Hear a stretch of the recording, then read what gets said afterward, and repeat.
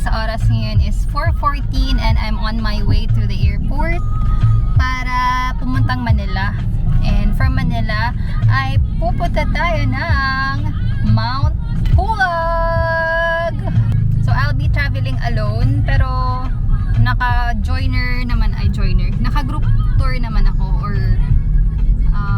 yes, group tour going to Mount Pulag, but technically joiner or solo traveler ang ganap ko today. Pero yung mga kasama ko doon, may kakilala naman akong kasama doon. So pero coming from here sa Bicol, ako lang mag-isa.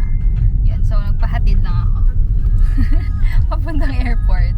So yan, kita na lang tayo mamaya sa airport. Hi guys, just landed here in Manila.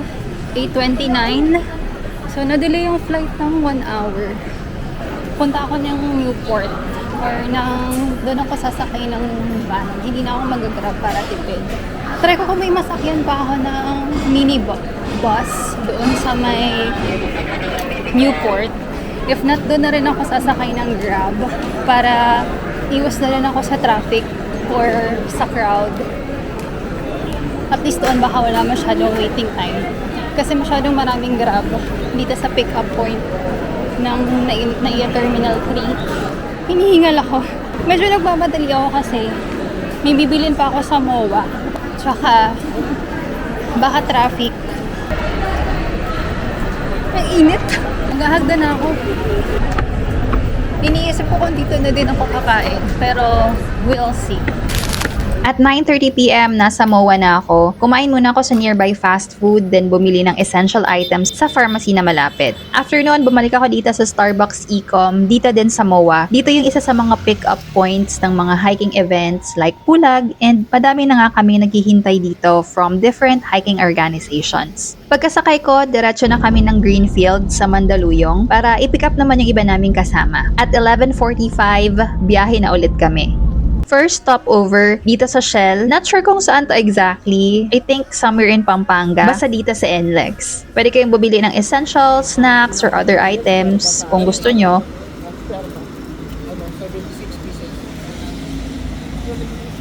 Then sunod na stopover dito na sa Pangasinan. Pwede kayong kumain ng late dinner, but I opted not to para safe yung tiyan ko sa biyahe.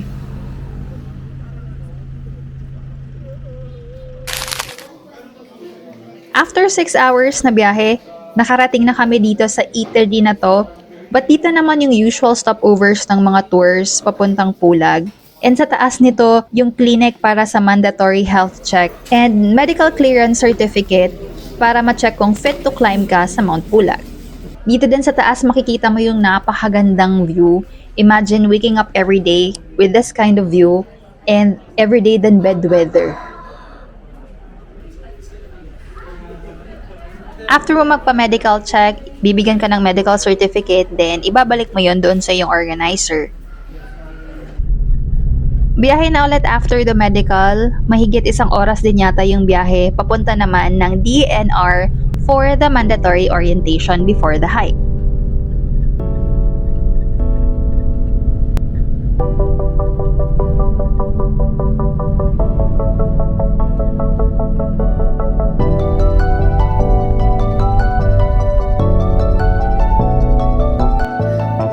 Since may naunang batch sa orientation, nag-ikot-ikot muna kami dito sa baba.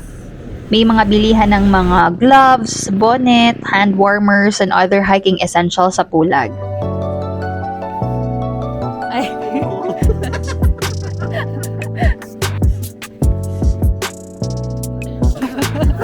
Search mo. Ay, naku! Papatrabaho.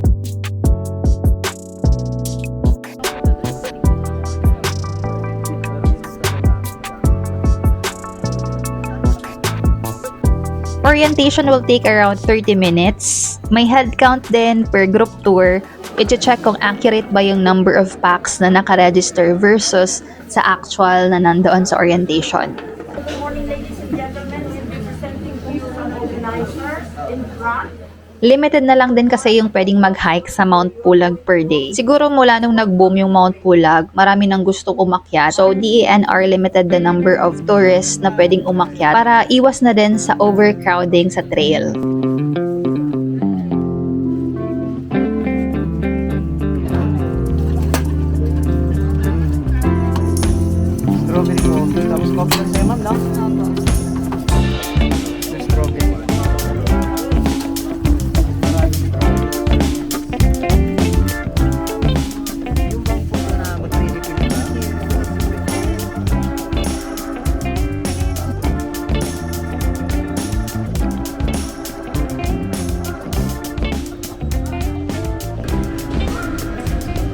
Sakto lang.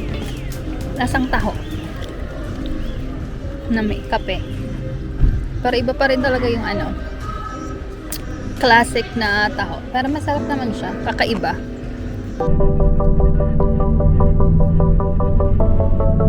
After the ANR, biyahe ulit papunta sa Pulag Ranger Station.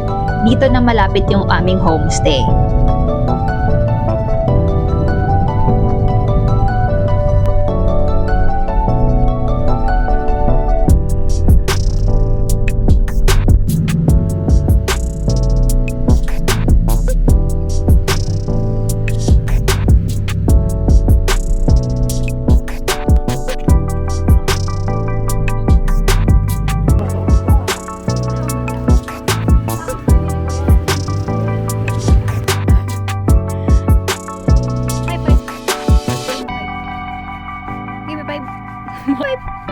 Po. Good job!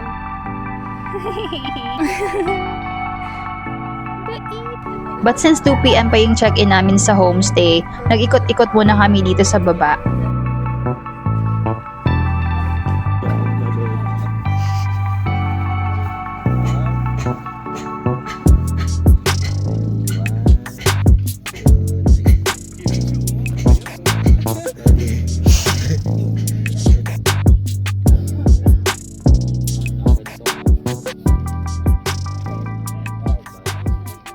We had our late lunch, then after this, nakapag-check-in na kami dito sa homestay.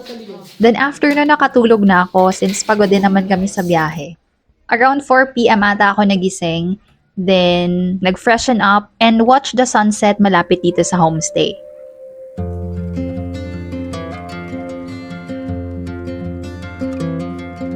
At the same hour, busy na ulit yung aming organizer to prepare our dinner.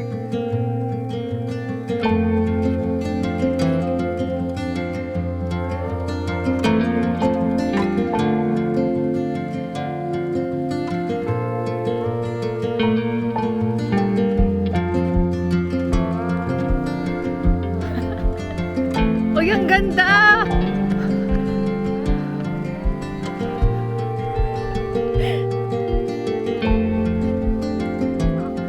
Hiningal ako.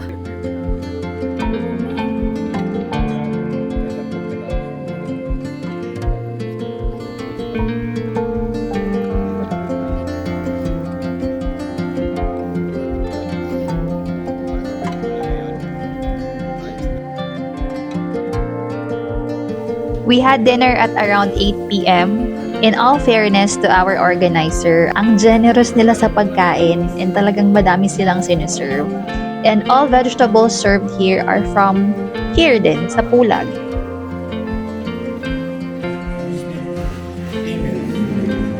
Kain na po. Go, kain na. Di ba pwede mo lang sabi na habang wala po yung breakfast natin, light meal lang siya. Walang itlog siya, nilalang saging with sopas. So, huwag kayo masyadong dumami ng kain kasi baka meron pang mag-poop sa taas. Baka hindi nyo kayanin yung lamig pagbaba ng pants ninyo. So, paano yung setup sa trail? Yung setup natin sa trail, first trail natin is itong rough road na yan. Estimated siguro 500 meters lang siya. After dinner, nagpahinga lang ako ng konti. And I tried my very best na makatulog din. Since yung mga time na to, masakit na din yung ulo ko dahil sa puyat, sa biyahe.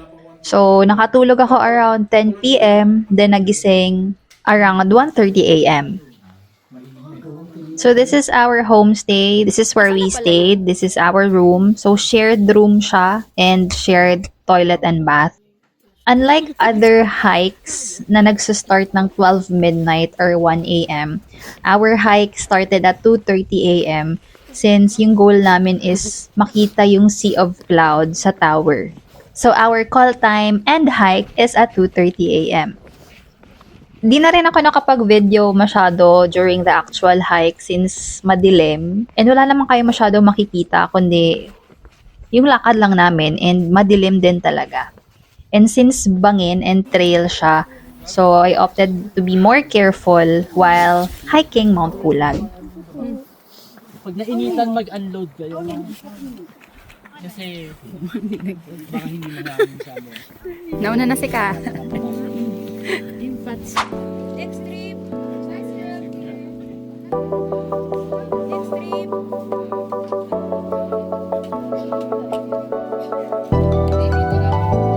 After 1 hour.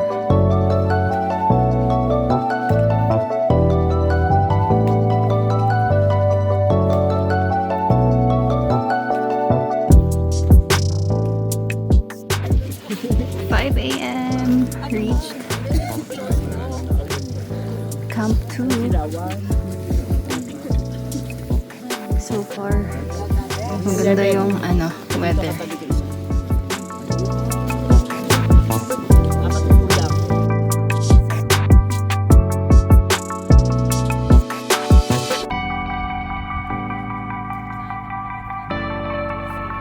At 6 a.m., we finally reached the peak of the tower.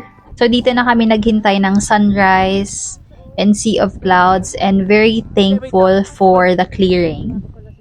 Hindi kami inulan sa trail up until we reached the peak.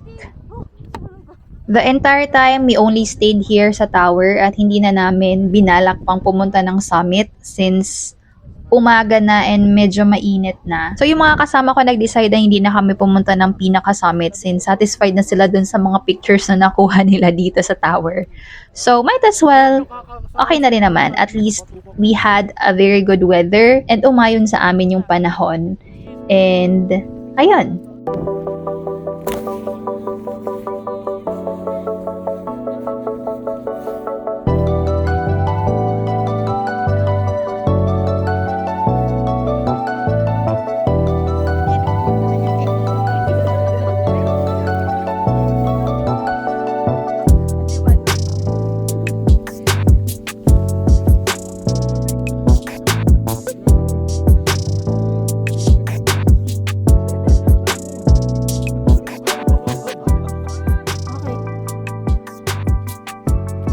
After a few hours, nag-decide na kaming bumaba since mainit na.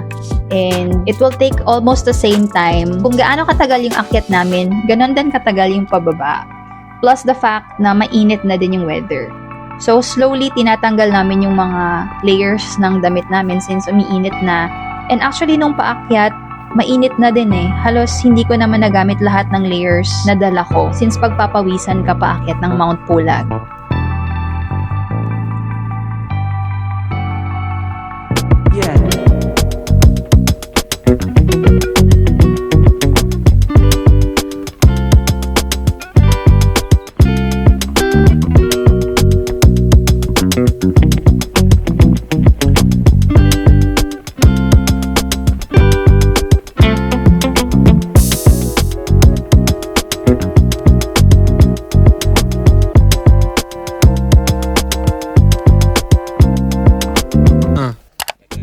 And we passed by the mossy forest. If you'll be hiking Mount Pulag at night, hindi mo to mapapansin. But you'll only be able to see the mossy forest once na pababa na kayo ng umaga. And grabe, ang ganda.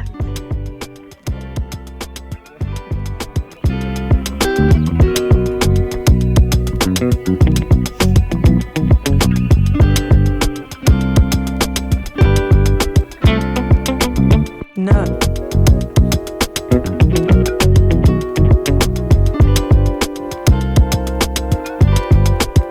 I also had a chance to chat with our local guide. And na-share niyang isa to sa mga herbal plants na ginagamit nila dito sa Benguet or nandito sa Pulag.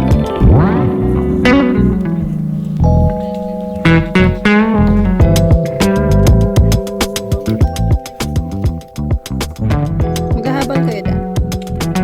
Hindi na ako nag-avail ng habal-habal papunta or pabalik ng homestay since 1 kilometrong lakad na lang naman yon papunta sa homestay. Yung homestay kasi namin is malapit sa jump-off point ng Pulag compared to other homestay na nasa pinakababa ata siya ng ranger station. Nakarating kami ng homestay before 12 noon, so nagmadali na din kami to pack our things since it's already checkout time. And after that, nakapag-lunch, nakapagpahinga rin, babalik kayo ng DNR to get your hiking certificate.